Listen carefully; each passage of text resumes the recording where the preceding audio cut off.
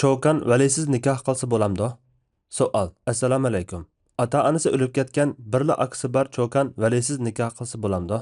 Agar bo'lmasa, akasi qarshi turgan ahvol ostida ochisi vali bo'lsa bo'lamdi? Javob. Va alaykum assalom va rahmatullohi va barakatuhu. Barliq hamd sanolar Janobi Allohga bo'lsin. Durud va salomlar payg'ambarimizga, u zotning oila tavobatlariga, ashablariga va u zotga toki qiyomatgacha ergashganlarga bo'lsin. İmam Abu Hanife rahmetullahi aleyh boyuğa yetken, aqli hoşu joyida ayol bo'lsa, cho'kan bo'lsin yoki qiz bo'lsin, o'zi valisiz nikoh qilsa bo'laveradi. Vali kamolat sharti sahih bo'lishining sharti emas deb qaraydi.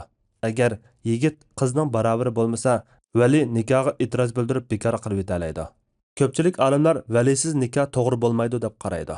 Ular asoslangan dalillarning eng kuchli deb qaralgani Aisha radhiyallohu anha rivoyat qilgan qandaq bir ayol valisining ijozatisiz nikohlansa, uning nikohi botildir degan hadisdir. Ko'pchilik olimlarning qarshi bo'yicha ish qilgan taqdirda ota bo'lmasa, undan keyingi vali nikoh qilib qo'ydi. Valilarning tartibi mundaq: otasi, andin otasining otasi, andin bir tuqqan qarindishi, andin ota bir qarindishi, andin qarindishining o'g'li, andin otasining qarindishi.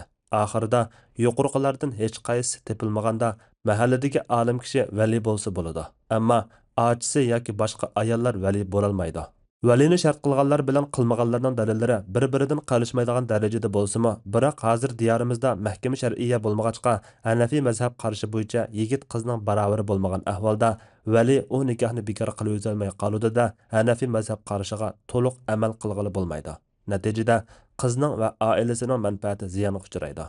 Bu sababdan odatda valisiz nikoh inovatsiz degan qarashni tutib ish ko'rib, valini musulmon degili bo'lmaydigan yoki yigitni diyonatlik deb qizni berishga qo'shilmaydigan yoki vali o'rinsiz to'sqinlik qilib turib oladigan qisman ahvollarda Hanafiy mazhab qarashini tutsak muvofiq. Sizning ahvolingizda agar akangiz nikohga qo'shilmagan ahvolda sababiga qaraymiz. Qo'shilmaslik sababi yigitning sizga barobar kelmaydiganligi bo'lsa, nikoh qila olmaysiz. Yigit sizga barobar keladigan bo'lib, akangiz o'rinsiz to'sqinlik qilsa, nikoh qilaversangiz bo'ladi.